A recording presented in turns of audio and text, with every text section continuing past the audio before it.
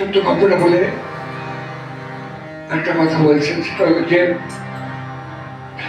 শ্রীকৃষ্ণের 1600 রমণী ছিল। তো শ্রীকৃষ্ণ প্রেম পুরুষোত্তম, এই ভগবান, তিনি এতগুলো বিয়ে করলেন, প্রশ্ন আসতে পারে।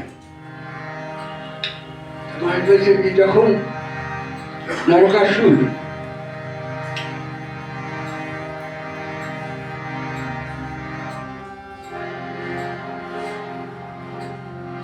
আক্রমণ করেছিল এবং 16,000 রমণীকে হরণ করেছিল,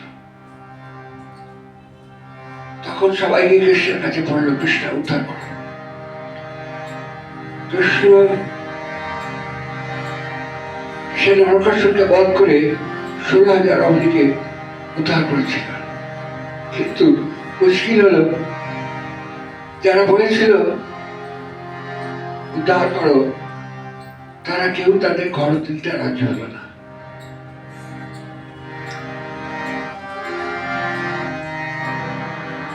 এমত অবস্থায় কৃষ্ণ এগিয়ে এলেন, 1600 রমণীকে স্ত্রীর মর্যাদা দিলেন, স্ত্রীর মর্যাদা দিলেন। এমন মামনের প্রেম, এমন মানুষের প্রতি ভালোবাসা কজনের হয়?